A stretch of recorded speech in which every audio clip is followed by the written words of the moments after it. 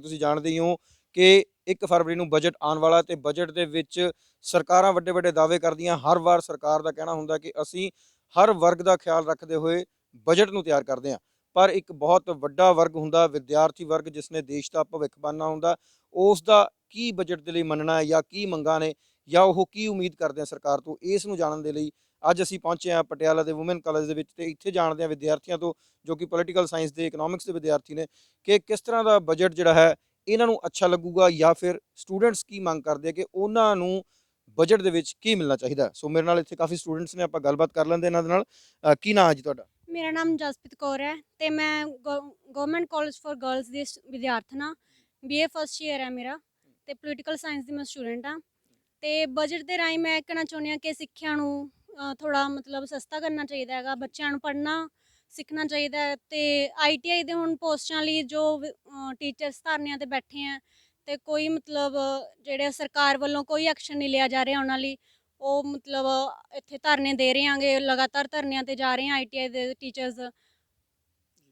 ਮਤਲਬ ਇਹਨਾਂ ਦਾ ਕਹਿਣ ਦਾ ਭਾਵ ਇਹੀ ਹੈ ਕਿ ਜਿਹੜੀ ਐਜੂਕੇਸ਼ਨ ਹੈ ਉਹ ਸਸਤੀ ਹੋਣੀ ਚਾਹੀਦੀ ਹੈ ਤੇ ਜਿਹੜੇ ਐਜੂਕੇਸ਼ਨ ਕਰਨ ਤੋਂ ਬਾਅਦ ਪਾਸ ਆਊਟ ਹੋ ਜਾਂਦੇ ਆ, ਡਿਗਰੀਆਂ ਹੱਥਾਂ ਦੇ ਵਿੱਚ ਹੁੰਦੀਆਂ, ਉਹਨਾਂ ਨੂੰ ਰੋਜ਼ਗਾਰ ਮੁਹੱਈਆ ਕਰਾਉਣ ਦੇ ਲਈ ਵੀ ਇਸ ਬਜਟ ਦੇ ਵਿੱਚ ਵਧੇਰੀਆਂ ਸਕੀਮਾਂ ਜਿਹੜੀਆਂ ਹੈ ਚਲਾਈਆਂ ਜਾਣ। ਇਸ ਤੋਂ ਇਲਾਵਾ ਜਿਸ ਤਰ੍ਹਾਂ ਕਿ ਬੱਚੇ ਬਹੁਤ ਇੰਟੈਲੀਜੈਂਟ ਹੁੰਦੇ ਆ, ਕਈ ਵਾਰ ਇੰਟੈਲੀਜੈਂਟ ਹੋਣ ਦੇ ਬਾਵਜੂਦ ਉਹ ਸਟੱਡੀ ਤੋਂ ਪਿੱਛੇ ਰਹਿ ਜਾਂਦੇ ਆ ਕਿਉਂਕਿ ਕਾਸਟਲੀ ਲੱਗਦੀ ਹੈ ਜਾਂ ਮਹਿੰਗੀ ਹੋ ਜਾਂਦੀ ਹੈ ਪੜ੍ਹਾਈ, ਤੇ ਉਹਦੇ ਵਿੱਚ ਸੋਚਦੇ ਆ ਵੀ ਸਕਾਲਰ ਬੱਚਿਆਂ ਲਈ ਵੀ ਕੁਛ ਨਾ ਕੁਛ ਗੌਰਮੈਂਟ ਰੱਖੇ।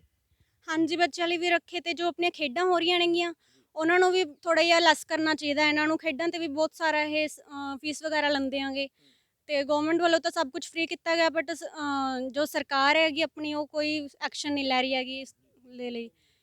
ਸਟੂਡੈਂਟਸ ਨੂੰ ਵੀ ਥੋੜਾ ਜਿਹਾ ਦੇਖਣਾ ਚਾਹੀਦਾ ਸਰਕਾਰ ਨੂੰ।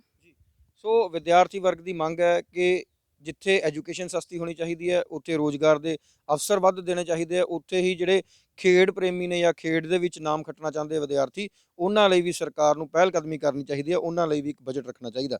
ਹੋਰ ਸਟੂਡੈਂਟ ਵੀ ਖੜੇ ਆ, ਉਹਨਾਂ ਨਾਲ ਗੱਲਬਾਤ ਕਰਦੇ ਹਾਂ, ਪੁੱਛਦੇ ਹਾਂ ਉਹਨਾਂ ਦਾ ਕੀ ਮੰਨਣਾ ਇਸ ਬਜਟ ਨੂੰ ਲੈ ਕੇ। ਸੋ ਜਿੱਥੇ ਅਸੀਂ ਵਿਦਿਆਰਥੀਆਂ ਨਾਲ ਗੱਲ ਕੀਤੀ, ਉੱਥੇ ਹੀ ਇਹਨਾਂ ਦੇ ਗੁਰੂ ਟੀਚਰਾਂ ਦੇ ਨਾਲ ਗੱਲ ਕਰਦੇ ਹਾਂ, ਕਿਉਂਕਿ ਟੀਚਰ ਵੀ ਇੱਕ ਅਹਿਮ ਰੋਲ ਅਦਾ ਕਰਦੇ ਆ ਇੱਕ ਬੱਚੇ ਦੇ ਭਵਿੱਖ ਨੂੰ ਬਣਾਉਣ ਦੇ ਲਈ। ਸੋ ਜਾਣਦੇ ਹਾਂ ਕਿ ਇਹਨਾਂ ਨੂੰ ਕਿਹੜੀਆਂ ਔਕੜਾਂ ਦਾ ਸਾਹਮਣਾ ਕਰਨਾ ਪੈਂਦਾ ਜਾਂ ਫਿਰ ਇਹ ਬਜਟ ਦੀ ਕਿਸ ਤਰ੍ਹਾਂ ਦੀ ਮੰਗ ਕਰਦੇ ਆ। ਸਾਡੇ ਨਾਲ ਇਸ ਵਕਤ ਮੌਜੂਦ ਨੇ ਇਸ ਕਾਲਜ ਦੇ ਪ੍ਰੋਫੈਸਰ, ਉਹਨਾਂ ਨਾਲ ਗੱਲ ਕਰਦੇ ਆ। ਨਮਸਕਾਰ ਸਰ, ਕਿਹੜੇ ਤੁਸੀਂ ਉਸਨੂੰ ਪੜ੍ਹਾ ਰਹੇ ਹੋ ਸਬਜੈਕਟ ਨੂੰ?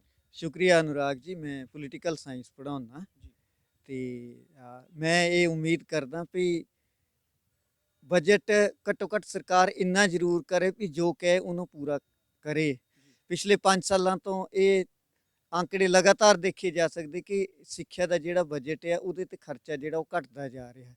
यानी आंकड़े च जरूर दिखा देंगे भी आप माड़ा मोटा ਵਧਾਇਆ, लेकिन जो खर्चा एक्चुअल खर्चा किया जाता वो दिन प्रति दिन जो साल प्रति साल जो कह लो भी वो घटता जा रहा। कल इन्होंने इकनॉमिक सर्वे जो पेश किया ਉਹਦੇ 'ਚ ਬੜੀਆਂ ਫੜਾਂ ਮਾਰੀਆਂ, ਬੜੀਆਂ ਗੱਪਾਂ ਮਾਰੀਆਂ, ਆਪਣੇ ਆਪ ਨੂੰ ਸ਼ਾਬਾਸ਼ੀ ਦਿੱਤੀ ਤੇ ਜਿਹੜੇ ਮਤਲਬ ਕੋਈ ਤੁਸੀਂ ਕਹਿ ਸਕਦੇ ਕਿ ਪ੍ਰੋ ਪੀਪਲ ਜਾਂ ਲੋਕ ਪੱਖੀ ਗੱਲ ਜਿਹਨੂੰ ਕਿਸੇ ਵੀ ਪੱਖੋਂ ਨਹੀਂ ਕਿਹਾ ਜਾ ਸਕਦਾ। ਆਸਟ੍ਰੇਲੀਆ ਦਾ ਇੱਕ ਸਰਵੇ ਆ, ਇੱਕ ਉੱਥੋਂ ਦਾ ਇੱਕ ਥਿੰਕ ਟੈਗ ਹੈ ਜਿਨ੍ਹਾਂ ਨੇ ਕਰੋਨਾ ਤੇ ਰਿਸਰਚ ਕੀਤੀ, ਉਹ ਕਹਿੰਦੇ ਇੰਡੀਆ ਦਾ ਜਿਹੜਾ 86ਵਾਂ ਨੰਬਰ ਹੈ। ਇਹਨਾਂ ਦਾ ਇਕਨੋਮਿਕ ਸਰਵੇ ਕਹਿੰਦਾ ਕਿ ਆਪਾਂ ਬਹੁਤ ਕੰਮ ਕਰਤਾ, ਆਪਾਂ ਬਹੁਤ ਲੋਕਾਂ ਦੀ ਜ਼ਿੰਦਗੀ ਬਚਾ ਲਈ। ਤੋ ਇਹ ਜਿਹਾ ਮਤਲਬ ਤੁਸੀਂ ਕਹਿ ਸਕਦੇ ਕਿ ਫਾਲਸ ਸਟੈਟਿਸਟਿਕ ਅਜਿਹੇ ਆંકੜੇ ਜਿਹਦੇ ਨਾਲ ਜਿਹੜਾ ਸਿਰਫ ਝੂਠ ਜਿਹੜਾ ਸਰਕਾਰਾਂ ਦਾ ਸਾਫ਼ ਨਜ਼ਰ ਆਉਂਦਾ ਹੈ, ਉਹਦੇ ਤੋਂ ਸਰਕਾਰਾਂ ਨੂੰ ਬਚਣਾ ਚਾਹੀਦਾ। ਰੈਟਰਿਕ ਯਾਨੀ ਤੁਸੀਂ ਕਹਿ ਸਕਦੇ ਕਿ ਸਿਰਫ ਵਾਕ ਪਟੁਤਾ 'ਚ ਨਾਅਰੇਬਾਜ਼ੀ ਕਰਨ ਦੀ ਬਜਾਏ ਅਜਿਹਾ ਬਜਟ ਪੇਸ਼ ਕਰਨਾ ਚਾਹੀਦਾ ਜਿਹੜਾ ਲੋਕ ਪੱਖੀ ਹੋਏ। ਜਿੱਦਾਂ ਹੁਣ ਤੁਸੀਂ ਦੇਖ ਰਹੇ ਹੋ ਪਿਛਲੇ 2 ਮਹੀਨਿਆਂ ਤੋਂ ਵੱਧ ਸਮੇਂ ਤੋਂ ਕਿਸਾਨ ਬੈਠੇ ਹੈ ਤੇ ਇਹਨਾਂ ਦਾ ਇਕਨੋਮਿਕ ਸਰਵੇ ਵੀ ਅਜੇ ਵੀ ਇਹੀ ਕਹੀ ਜਾ ਰਿਹਾ ਕਿ ਜਿਹੜੇ 3 ਕ੍ਰਿਸ਼ੀ ਕਾਨੂੰਨ ਹੈ ਜਿਨ੍ਹਾਂ ਨੂੰ ਜ਼ਿਆਦਾਤਰ ਦੇਸ਼ ਦੇ ਲੋਕ ਕਾਲੇ ਕਾਨੂੰਨ ਕਹਿੰਦੇ ਨੇ, ਕਾਲੇ ਅੰਗਰੇਜ਼ਾਂ ਵੱਲੋਂ ਬਣਾਏ ਗਏ ਕਾਨੂੰਨ ਕਹਿੰਦੇ ਨੇ, ਕਿਉਂਕਿ ਉਹਨਾਂ ਵਿੱਚ ਕੋਈ ਇਕਸਾਰਤਾ ਨਹੀਂ, ਉਹ ਸਿੱਧੇ ਤੌਰ ਤੇ ਲੋਕ ਵਿਰੋਧੀ ਕਾਨੂੰਨ ਕਹੇ ਜਾ ਸਕਦੇ ਨੇ। ਇਹਨਾਂ ਦਾ ਇਕਨੋਮਿਕ ਸਰਵੇ ਉਹਨਾਂ ਕਾਨੂੰਨਾਂ ਦੇ ਵੀ ਸਰਕਾਰ ਦੀ ਜਿਹੜਾ ਉਹ ਪਿੱਠ ਠੋਕ ਰਿਹਾ, ਸਰਕਾਰ ਦੀ ਪਿੱਠ ਥਪਥਪਾ ਰਿਹਾ ਵੀ ਜਿਹੜੇ ਬਹੁਤ ਅੱਛੇ ਕਾਨੂੰਨ ਬਣਾਏ ਨੇ। ਤਾਂ ਮੈਂ ਕਹਿਣਾ ਇਹ ਚਾਹ ਰਿਹਾ ਵੀ ਘੱਟੋ ਘੱਟ ਜਿੱਦਾਂ ਇਹਨਾਂ ਦਾ ਫਿਜ਼ੀਕਲ ਡੈਫੀਸਿਟ ਹੈ ਉਹ ਜਿਹੜਾ ਉਹ ਵੱਧਦਾ ਜਾ ਰਿਹਾ, ਜਾਂ ਤੁਸੀਂ ਕਹਿ ਸਕਦੇ ਵੀ ਇਹਨਾਂ ਨੇ ਆਪ ਹੀ ਮੰਨਿਆ ਹੈ ਵੀ ਜਿਹੜੀ ਆਰਥਿਕ ਜਿਹੜੀ ਗਤੀਵਿਧੀਆਂ ਇਕਨੋਮਿਕ ਕੰਟਰੈਕਸ਼ਨ ਹੈ, ਇਕਨੋਮਿਕ ਜਿਹੜੀ ਪ੍ਰੋਡਕਟੀਵਿਟੀ ਹੈ ਉਹ ਜਿਹੜਾ ਘੱਟੋ ਘੱਟ 7% ਜਿਹੜਾ ਉਹ ਘਟੂਗੀ। ਤੇ ਜਦੋਂ ਕਦੇ ਪਹਿਲਾਂ 21-22% ਇਕਨੋਮਿਕ ਗਰੋਥ ਦੀ ਗੱਲ ਕਰਦੇ ਸੀ, ਉਹ ਹੁਣ ਐਤਕੀ 11 ਰਹਿ ਜਾਊਗੀ। ਉਹ ਇੰਨੀ ਵੀ ਨਹੀਂ ਰਹੂਗੀ, ਇਹ ਤੋਂ ਵੀ ਘਟੂਗੀ ਕਿਉਂਕਿ ਜਿੱਦਾਂ ਤੁਸੀਂ ਕਹਿ ਸਕਦੇ ਹੋ ਵੀ ਅਨਐਮਪਲੋਇਮੈਂਟ ਵੱਧਦੀ ਜਾ ਰਹੀ ਹੈ, ਜਾਂ ਇਕਨੋਮਿਕ ਦੇ ਇਨਫਲੇਸ਼ਨ ਦੇ ਇੰਡੀਕੇਟਰ ਹੈ, ਜਾਂ ਤੁਸੀਂ ਕਹਿ ਸਕਦੇ ਪਰ ਕੈਪੀਟਾ ਇਨਕਮ ਦੇ ਡਿਕਰੀਜ਼ਿੰਗ ਦੇ ਜਿਹੜੇ ਇੰਡੀਕੇਟਰ ਹੈ, ਉਹ ਇਸ ਗੱਲ ਨੂੰ ਸਪੋਰਟ ਕਰਦੇ ਨੇ ਕਿ ਜਿਹੜੀ ਆਰਥਿਕ ਇਕਨੋਮਿਕ ਗਰੋਥ ਹੈ ਉਹ ਹੋਰ ਵੀ ਘਟੂਗੀ। ਤਾਂ ਕਹਿਣਾ ਮੈਂ ਇਹ ਚਾਹ ਰਿਹਾ ਵੀ ਘੱਟੋ ਘੱਟ ਇਸ ਤਰ੍ਹਾਂ ਦਾ ਬਜਟ ਪੇਸ਼ ਨਾ ਕਰਨ ਜਿਹਦੇ ਜਿਹੜਾ ਉਹ ਸਿਰਫ ਅੰਕੜਿਆਂ ਦੀ ਜਿਹੜੀ ਉਹ ਸਟੈਟਿਸਟੀਕਲ ਜਿਹੜਾ ਤੁਸੀਂ ਕਹਿ ਸਕਦੇ ਵੀ ਜਾਰਗਨ ਯੂਜ਼ ਕੀਤੇ ਹੋਣ। ਅਜਿਹਾ ਬਜਟ ਪੇਸ਼ ਕਰਨ ਦਾ ਜਿਹੜਾ ਕੋਈ ਫਾਇਦਾ ਨਹੀਂ। ਆਪਣੀ ਪਿੱਠ ਤਾਂ ਸਰਕਾਰ ਥਪਥਪਾ ਹੀ ਲੈਂਦੀ ਹੈ, ਜਿਵੇਂ ਇਹਨਾਂ ਨੇ ਪਿਛਲੇ ਜਨਵਰੀ 'ਚ ਕਿਹਾ ਕਿ ਸਾਡਾ ਜਿਹੜਾ ਫੋਰਨ ਐਕਸਚੇਂਜ ਰਿਜ਼ਰਵ ਆ ਉਹਦੇ ਵਿੱਚ ਵਾਧਾ ਹੋ ਰਿਹਾ। ਉਸ ਫੋਰਨ ਐਕਸਚੇਂਜ ਰਿਜ਼ਰਵ ਦੇ ਵਾਧੇ ਨੂੰ ਕੀ ਕਰਨਾ ਜੇ ਉਹ ਲੋਕਾਂ ਦੇ ਕੰਮ ਨਹੀਂ ਆ ਰਿਹਾ। ਪਿਛਲੇ ਦਿਨੀ ਆਕਸਫੈਮ ਵਾਲਿਆਂ ਨੇ ਇੱਕ ਰਿਪੋਰਟ ਕੱਢੀ ਕਿ ਲੋਕਡਾਊਨ 'ਚ ਜਿਹੜੇ ਅਮੀਰ ਆ ਉਹਨਾਂ ਦੀ ਇਨਕਮ ਵਧੀ ਹੈ, ਪਰ ਜਿਹੜੀ ਗਰੀਬ ਦੀ ਇਨਕਮ ਹੈ ਉਹ ਘਟੀ ਹੈ। ਤੇ ਜੇ ਅਮੀਰਾਂ ਦੀ ਇਨਕਮ ਵਧਣਾ ਬਜਟ ਦਾ ਇੰਡੀਕੇਟਰ ਹੈ ਤੇ ਉਹਦਾ ਗਰੀਬਾਂ ਨਾਲ ਕੋਈ ਸਰੋਕਾਰ ਨਹੀਂ। ਤੇ ਅਜਿਹੇ ਬਜਟ ਨੂੰ ਨਿਸ਼ਚਿਤ ਤੌਰ ਪਰ ਜਿਹੜਾ ਪ੍ਰੋ ਪੀਪਲ ਬਜਟ ਜਿਹੜਾ ਉਹ ਨਹੀਂ ਕਿਹਾ ਜਾ ਸਕਦਾ। ਜਿਸ ਤਰ੍ਹਾਂ ਇਹਨਾਂ ਨੇ ਲੇਬਰ ਲਾਅ ਇਨਫੋਰਸ ਕੀਤੇ ਨੇ, ਜਿਸ ਤਰ੍ਹਾਂ ਇਹਨਾਂ ਨੇ ਲੇਬਰ ਇਨਸਿਕਿਉਰਿਟੀ ਇਨਸ਼ੋਰ ਕੀਤੀ ਹੈ, ਹੁਣ ਇਹ ਕਰ ਰਹੇ ਨੇ ਵੀ ਜਿੰਨੀ ਜਲਦੀ ਤੋਂ ਜਲਦੀ ਜਿਹੜਾ ਉਹ ਕੰਪਨੀਆਂ ਆਪਣੇ ਜਿਹੜੇ ਮਜ਼ਦੂਰ ਹੈ ਉਹਨਾਂ ਨੂੰ ਹਟਾ ਸਕਣ, ਉਹਨਾਂ ਲਈ ਕੰਪਨੀਆਂ ਦੀ ਜਿਹੜੀ ਕੋਈ ਪੁੱਛਗਿੱਛ ਜਿਹੜੀ ਹੈ ਉਹ ਨਾ ਕੀਤੀ ਜਾਏ।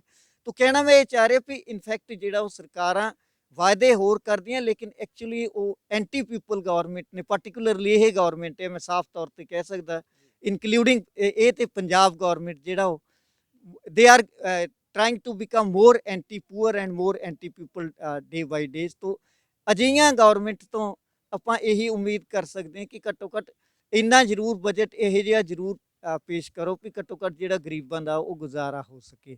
ਵਿਦਿਆਰਥੀ ਵਰਗ ਲਈ ਕੀ ਮੰਗਦੇ ਹੋ? ਜਿਹੜਾ ਵਿਦਿਆਰਥੀ ਵਰਗ ਹੈ, ਜਿਹੜਾ ਪੜ੍ਹਨਾ ਚਾਹੁੰਦਾ ਬੱਚਾ, ਉਸ ਲਈ ਕੀ ਮੰਗਦੇ ਹੋ? ਇਸ ਬਜਟ ਦੇ ਵਿੱਚ ਕੀ ਹੋਣਾ ਚਾਹੀਦਾ? ਪਹਿਲਾਂ ਤਾਂ ਮੈਂ ਇਹ ਕਹਿੰਦੇ ਸੀ ਵੀ ਸਿੱਧੇ ਤੌਰ ਤੇ ਵੀ ਵਿਦਿਆਰਥੀ ਵਰਗ ਦਾ ਭਲਾ ਤਾਂ ਹੋਊਗਾ ਜਿਹੜੀ ਨਿਊ ਐਜੂਕੇਸ਼ਨ ਪਾਲਿਸੀ ਹੈ ਉਹਨੂੰ ਬਿਨਾਂ ਦੇਰੀ ਤੋਂ ਵਾਪਸ ਲਿਆ ਜਾਏ। ਕਿਉਂ ਵਾਪਸ ਲਿਆ ਜਾਏ? ਕਿਉਂਕਿ ਉਹਦਾ ਮਤਲਬ ਹੈ ਵੀ ਗਰੀਬਾਂ ਨੂੰ ਹੋਰ ਗਰੀਬ ਕਰਨਾ ਤੇ ਅਮੀਰਾਂ ਲਈ ਹੀ ਕੁਝ ਉਪਰਾਲੇ ਕਰਨਾ। ਹੁਣ ਨਿਊ ਐਜੂਕੇਸ਼ਨ ਪਾਲਿਸੀ ਕੀ ਹੈ ਕਿ ਸਾਰਾ ਕੁਝ ਵੇਚ ਕੇ ਜਿਹੜਾ ਸਰਕਾਰ ਹੈ ਉਹ ਪਾਸੇ ਹੋ ਜਾਏ, ਜਿੰਨੇ ਕਾਲਜ ਹੈ ਉਹਨਾਂ ਨੂੰ ਪ੍ਰਾਈਵੇਟ ਕਰਤਾ ਜਾਏ, ਸਰਕਾਰ ਦੀ ਉਹਨਾਂ ਦੇ ਪ੍ਰਤੀ ਕੋਈ ਅਕਾਊਂਟੇਬਿਲਿਟੀ ਨਾ ਰਹੇ, ਸਰਵਿਸ ਕੰਡੀਸ਼ਨ ਇਹ ਜਿਹੀਆਂ ਬਣਾਤੀਆਂ ਜਾਣ ਜਿਹਦੇ ਲਈ ਜਿਹੜਾ ਸਿਰਫ ਤੁਸੀਂ ਕਹਿ ਸਕਦੇ ਕਿ ਇੱਕ ਦੋ ਸੈਂਟੈਂਸ 'ਚ ਆਪਾਂ ਕਹੀਏ ਵੀ ਜਿਹੜੇ ਅਮੀਰ ਹੈ ਉਹੀ ਕਾਲਜ ਯੂਨੀਵਰਸਿਟੀ 'ਚ ਆ ਸਕਣ, ਗਰੀਬ ਤੇ ਉਹਨਾਂ ਬਾਰੇ ਜਿਹੜਾ ਉਹ ਸੋਚਣ ਨਾ। ਹੋਰ ਨਵੀਂ ਐਜੂਕੇਸ਼ਨ ਪਾਲਿਸੀ ਜਿਹਨਾਂ ਨੇ ਵੋਕੇਸ਼ਨਲਾਈਜੇਸ਼ਨ ਦੇ ਨਾਂ ਤੇ ਇੱਕ ਤਰ੍ਹਾਂ ਕਹਿ ਲਓ ਵੀ ਪੁਰਾਣੀ ਚੱਲ ਰਹੀ ਵਰਨ ਵਿਵਸਥਾ ਨੂੰ ਜਿਹੜਾ ਤੁਸੀਂ ਕਹਿ ਸਕਦੇ ਕਿ ਪੁਨਰ ਜਾਗਰਿਤ ਕਰਨ ਦਾ ਉਪਰਾਲਾ ਕੀਤਾ ਹੈ। ਤਾਂ ਵਿਦਿਆਰਥੀ ਵਰਗ ਲਈ ਸਭ ਤੋਂ ਜ਼ਰੂਰੀ ਹੈ ਵੀ ਇਹ ਜਿਹੜੀ ਨਵੀਂ ਐਜੂਕੇਸ਼ਨ ਪਾਲਿਸੀ ਹੈ, ਜਿਹੜੀ ਚੋਰ ਦਰਵਾਜ਼ੇ ਤੋਂ ਕਰੋਨਾ ਜਿਹਨੂੰ ਸਾਡੇ ਇੱਥੇ ਚੱਲ ਰਿਹਾ ਸੀ ਉਦੋਂ ਇਹਨੇ ਇੰਟਰੋਡਿਊਸ ਕੀਤਾ ਗਿਆ, ਕੋਈ ਕੰਸਲਟੇਟਿਵ ਪ੍ਰੋਸੈਸ ਉਹਦੇ ਵਿੱਚ ਨਹੀਂ ਹੋਈ ਕਿਉਂਕਿ ਇਹਨਾਂ ਨੂੰ ਪਤਾ ਸੀ ਵੀ ਕੋਈ ਟੀਚਰ ਤੇ ਕੋਈ ਸਟੂਡੈਂਟ ਜਥੇਬੰਦੀ ਜਾਂ ਜਿਹੜੇ ਪੜ੍ਹਨ ਲਿਖਣ ਵਾਲੇ ਲੋਕ ਆ ਉਹ ਇਸ ਨੂੰ ਅਪਰੂਵ ਨਹੀਂ ਕਰਨਗੇ। ਸੋ ਸਭ ਤੋਂ ਬੜੀ ਮੰਗ ਤਾਂ ਹੈ ਕਿ ਵਿਦਿਆਰਥੀਆਂ ਦੇ ਫਾਇਦੇ ਲਈ ਜ਼ਰੂਰੀ ਹੈ ਕਿ ਉਸ ਆਰਥਿਕ ਜਿਹੜੀ ਨਵੀਂ ਸਿੱਖਿਆ ਨੀਤੀ ਹੈ ਉਹਨੂੰ ਬਿਨਾਂ ਕਿਸੇ ਦੇਰ ਤੋਂ ਜਿਹੜਾ ਉਹ ਵਾਪਸ ਲਿਆ ਜਾਏ, ਕਿਉਂਕਿ ਉਹ ਐਂਟੀ ਪੀਪਲ ਹੈ, ਐਂਟੀ ਸਟੂਡੈਂਟ ਹੈ ਤੇ ਉਹ ਐਕਚੁਅਲੀ ਤੁਸੀਂ ਕਹਿ ਸਕਦੇ ਕਿ ਐਂਟੀ ਤੁਸੀਂ ਕਹਿ ਸਕਦੇ ਕਿ ਐਜੂਕੇਸ਼ਨ ਹੈ, ਕਿਉਂਕਿ ਉਹ ਸਿਰਫ ਐਜੂਕੇਸ਼ਨ ਨੂੰ ਕੁਝ ਲੋਕਾਂ ਤੱਕ ਜਿਹੜਾ ਉਹ ਸੀਮਿਤ ਕਰਨਾ ਚਾਹੁੰਦੀ ਹੈ। ਬਹੁਤ ਬਹੁਤ ਸ਼ੁਕਰੀਆ ਸਰ ਤੁਹਾਡਾ। ਸੋ ਸਿੱਧੇ ਤੌਰ ਤੇ ਜੇਕਰ ਗੱਲ ਕਰ ਲਈਏ, ਇੱਕ ਟੀਚਰ ਦਾ ਮੰਨਣਾ ਇਹ ਹੈ ਕਿ ਜੇਕਰ ਤੁਸੀਂ ਸਟੂਡੈਂਟ ਦਾ ਕੁਝ ਅੱਛਾ ਕਰਨਾ ਚਾਹੁੰਦੇ ਹੋ ਤੇ ਸਭ ਤੋਂ ਪਹਿਲਾਂ ਜਿਹੜੀ ਨਵੀਂ ਸਿੱਖਿਆ ਨੀਤੀ ਬਣਾਈ ਗਈ ਹੈ ਇਸ ਨੂੰ ਵਾਪਸ ਲਿੱਤਾ ਜਾਵੇ, ਤਾਂ ਜੋ ਸਿੱਖਿਆ ਸਿਰਫ ਅਮੀਰ ਦੀ ਦੁਕਾਨ ਬਣ ਕੇ ਨਾ ਰਹਿ ਜਾਵੇ, ਬਲਕਿ ਉਹ ਗਰੀਬ ਵੀ ਉਹਦੇ ਵਿੱਚ ਆ ਸਕੇ, ਉਹ ਵੀ ਪੜ੍ਹ ਸਕੇ, ਉਹ ਵੀ ਆਪਣੇ ਭਵਿੱਖ ਲਈ ਜਿਹੜਾ ਹੈ ਕੁਝ ਕਰ ਸਕੇ। ਕਿਉਂਕਿ ਇੱਕ ਐਜੂਕੇਸ਼ਨ ਇੱਕ ਅਜਿਹੀ ਚੀਜ਼ ਹੈ ਜਿਹੜੀ ਤੁਹਾਡੀ ਕਿਸਮਤ ਬਦਲ ਸਕਦੀ ਹੈ। ਕਹਿੰਦੇ ਜੇਕਰ ਤੁਸੀਂ ਕੁਝ ਵੀ ਨਹੀਂ ਕਰ ਸਕਦੇ ਤੇ ਜੇਕਰ ਤੁਸੀਂ ਪੜ੍ਹੇ ਲਿਖੇ ਹੋ ਤੇ ਤੁਸੀਂ ਕੁਝ ਵੀ ਬਣ ਸਕਦੇ ਹੋ। ਕਿਉਂਕਿ ਅਸੀਂ ਜੀ ਇੱਕ ਹੋਰ ਬੜੀ ਇੰਪੋਰਟੈਂਟ ਗੱਲ ਵੱਲ ਧਿਆਨ ਦਿਵਾਉਣਾ ਚਾਹੁੰਦਾ ਕਿ ਪਹਿਲੀ ਗੱਲ ਤਾਂ ਇਹ ਵੀ ਇਹ ਜਿਹੜੀ ਸਰਕਾਰ ਹੈ ਉਹ ਸਾਰੀਆਂ ਸੰਸਥਾਵਾਂ ਦਾ ਨਾਸ਼ ਕਰ ਰਹੀ ਹੈ। ਜਿਵੇਂ 3 ਕਾਨੂੰਨ ਬਣਾ ਕੇ ਇਹਨਾਂ ਨੇ ਫੈਡਰਲਿਜ਼ਮ ਦਾ ਘਾਣ ਕੀਤਾ ਹੈ। It is a blatant flagrant violation of all federal institution. ਚਲੋ ਅੰਗਰੇਜ਼ੀ ਦਾ ਆਪਣੇ ਚੈਨਲ ਨਹੀਂ ਹੈ ਤੇ ਮੈਂ ਇਹ ਕਹਿਣਾ ਚਾਹੁੰਦਾ ਕਿ ਇਹ ਪੂਰੀ ਤਰ੍ਹਾਂ ਜਿਹੜਾ ਸੰਘੀ ਢਾਂਚੇ ਦਾ ਉਲੰਘਣ ਹੈ। ਦੂਜਾ, ਪੰਜਾਬ ਸਰਕਾਰ ਵੀ ਇਹਨਾਂ ਦੇ ਮੀਨਸ ਕਦਮਾਂ ਤੇ ਚੱਲ ਰਹੀ ਹੈ। ਉਹ ਇੱਦਾਂ ਕਿ ਪੰਜਾਬ ਉਹਨਾਂ ਕੁਝ ਰਾਜਾਂ ਚੋਂ ਹੈ ਜਿਨ੍ਹਾਂ ਨੇ ਅਜੇ ਤਾਈਂ 7ਵਾਂ ਵੇਤਨ ਆਯੋਗ ਜਿਹੜਾ ਉਹ ਲਾਗੂ ਨਹੀਂ ਕੀਤਾ। ਦੂਜਾ, ਹੁਣ ਇਹ ਜਿਹੜਾ ਹਰ ਮਹੀਨੇ ਕੀ ਚਾਹੁੰਦੇ ਹੈ ਕਿ ਪੰਜਾਬ ਸਰਕਾਰ ਜਿਹੜਾ ਹੈ ਉਹ ਮਤਲਬ ਸਾਰੇ ਕਾਲਜਿਸ ਤੋਂ ਇਹ ਚਾਹੁੰਦੇ ਵੀ ਜਿੰਨੇ ਵੀ ਕਾਲਜਿਸ ਵਿੱਚ ਫੰਡ ਹੈ ਉਹ ਸਰਕਾਰ ਹੀ ਚਾਹੁੰਦੀ ਹੈ ਕਿ ਕਾਲਜ ਜਿਹੜਾ ਸਰਕਾਰ ਨੂੰ ਫੰਡ ਜਿਹੜਾ ਉਹ ਦੇ ਦੇਣ। ਯਾਨੀ ਸਰਕਾਰ ਜਿਹੜਾ ਇਨਡਾਇਰੈਕਟਲੀ ਕਾਲਜਾਂ ਨੂੰ ਬੰਦ ਕਰਨ ਤੇ ਤੁਲੀ ਆ ਰਹੀ ਹੈ, ਕਿਉਂਕਿ ਜੇ ਫੰਡ ਹੀ ਨਹੀਂ ਹੋਣਗੇ ਤੇ ਕਾਲਜ ਚੱਲੂਗਾ ਕਿੱਥੋਂ।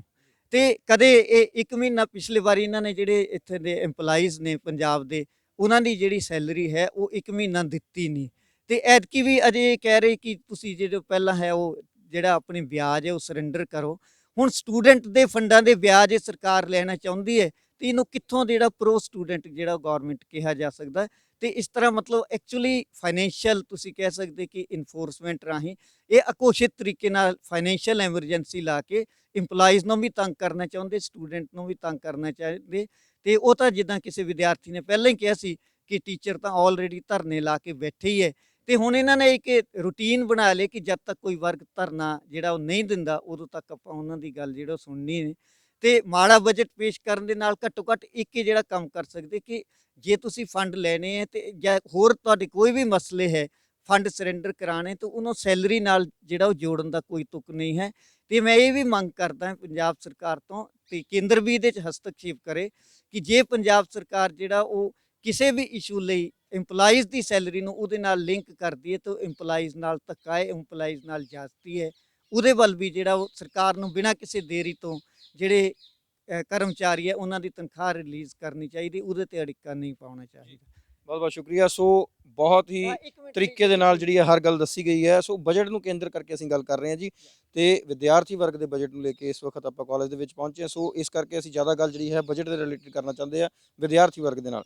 ਸੋ ਇਸ ਵਕਤ ਜੇਕਰ ਗੱਲ ਕਰ ਲਈਏ ਬਹੁਤ ਕਲੀਅਰ ਸ਼ਬਦਾਂ ਦੇ ਵਿੱਚ ਜੋ ਪ੍ਰੋਫੈਸਰ ਸਾਹਿਬ ਨੇ ਦੱਸਿਆ ਹੈ ਕਿ ਜਿਹੜਾ ਬਜਟ ਹੈ ਉਸ ਦੇ ਵਿੱਚ ਵਿਦਿਆਰਥੀ ਦਾ ਭਲਾ ਤਾਂ ਹੀ ਹੋ ਸਕਦਾ ਜੇਕਰ ਉਹਦੇ ਹੱਕ ਦੀ ਗੱਲ ਕੀਤੀ ਜਾਵੇ, ਜੇਕਰ ਫੀਸਾਂ ਦੇ ਵਿੱਚ ਕਮੀ ਹੋਵੇ ਜਾਂ ਫਿਰ ਕਹਿ ਦਈਏ ਕਿ ਪੜ੍ਹਨ ਦਾ ਹਰੇਕ ਨੂੰ ਅਧਿਕਾਰ ਮਿਲੇ। ਉਸ ਦੇ ਲਈ ਸਭ ਤੋਂ ਪਹਿਲਾਂ ਇਹਨਾਂ ਨੇ ਕੰਮ ਕਿਹਾ ਕਿ ਜਿਹੜੀ ਨਵੀਂ ਨੀਤੀ ਲਾਗੂ ਹੋਣੀ ਹੈ ਉਸ ਨੂੰ ਵਾਪਿਸ ਕੀਤਾ ਜਾਵੇ, ਉਹ ਨਾਲ ਲਾਗੂ ਕਰੋਨਾ ਦੇ ਵਿੱਚ ਉਹ ਜਿਹੜੀ ਆ ਚੁੱਕੀ ਹੈ, ਸੋ ਉਸ ਨੂੰ ਵਾਪਸ ਲਿੱਤਾ ਜਾਵੇ। ਇੱਥੇ ਇੱਕ ਗੱਲ ਬਿਲਕੁਲ ਸਾਫ਼ ਹੋ ਗਈ ਹੈ ਕਿ ਐਜੂਕੇਸ਼ਨ ਦੇ ਨਾਲ ਨਾਲ ਰਿਸਰਚ ਨੂੰ ਵੀ ਜਿਹੜਾ ਹੈ ਅਹਿਮੀਅਤ ਦੇਣੀ ਚਾਹੀਦੀ ਹੈ, ਔਰ ਜੋ ਬਜਟ ਨਿਰਧਾਰਿਤ ਕੀਤਾ ਜਾਵੇ ਉਸ ਬਜਟ ਦੇ ਵਿੱਚ ਕੰਮ ਵੀ ਕੀਤਾ ਜਾਣਾ ਚਾਹੀਦਾ। ਜਿਹੜਾ ਬਜਟ ਜਿਸ ਲਈ ਕੀਤਾ ਗਿਆ ਉਸ ਥਾਂ ਤੇ ਉਹ ਪਹੁੰਚ ਜਾਵੇ ਤਾਂ ਜੋ ਅਗਲੇ ਬਜਟ ਤੱਕ ਉਹ ਚੀਜ਼ਾਂ ਇੰਪਲੀਮੈਂਟ ਹੋ ਸਕਣ। ਮਤਲਬ ਕਹਿ ਰਿਹਾ ਘੋਸ਼ਣਾਵਾਂ ਤਾਂ ਹੋ ਜਾਂਦੀਆਂ ਪਰ ਉਹਦਾ ਬੇਸ ਪ੍ਰੈਕਟੀਕਲ ਜਿਹੜਾ ਹੈ ਉਹ ਸਾਹਮਣੇ ਨਹੀਂ ਆਉਂਦਾ। ਸੋ ਅੱਜ ਤੁਹਾਨੂੰ ਦੱਸਿਆ ਕਿ ਵਿਦਿਆਰਥੀ ਵਰਗ ਜਾਂ ਫਿਰ ਐਜੂਕੇਸ਼ਨ ਜਿਹੜਾ ਹੈ ਸਿਸਟਮ ਹੈ ਉਹ ਬਜਟ ਤੋਂ ਕੀ ਮੰਗ ਕਰਦਾ। ਸੋ ਬਜਟ ਤੋਂ ਇਹੀ ਮੰਗ ਸਪਸ਼ਟ ਹੋ ਰਹੀ ਹੈ ਕਿ ਵਿਦਿਆਰਥੀਆਂ ਨੂੰ ਪੜ੍ਹਨ ਦਾ ਵੱਧ ਮੌਕਾ ਮਿਲੇ ਤੇ ਸਸਤੀ ਐਜੂਕੇਸ਼ਨ ਹੋਵੇ, ਸਸਤੀਆਂ ਕਿਤਾਬਾਂ ਹੋਣ, ਸਕਾਲਰ ਜੋ ਬੱਚੇ ਅੱਛੇ ਇੰਟੈਲੀਜੈਂਟ ਹੈ ਉਹਨਾਂ ਨੂੰ ਪਹਿਲ ਦੇ ਆਧਾਰ ਦੇ ਉੱਤੇ ਮੈਰਿਟਸ ਦਿੱਤੀਆਂ ਜਾਣ ਔਰ ਉਹਨਾਂ ਨੂੰ ਵਜ਼ੀਫੇ ਦਿੱਤੇ ਜਾਣ ਤਾਂ ਜੋ ਆਪਣਾ ਭਵਿੱਖ ਉਜਵਲ ਕਰ ਸਕਣ। ਕੈਮਰਾਮੈਨ ਧਰਮਪਾਲ ਦੇ ਨਾਲ ਅਨੁਰਾਗ ਸ਼ਰਮਾ।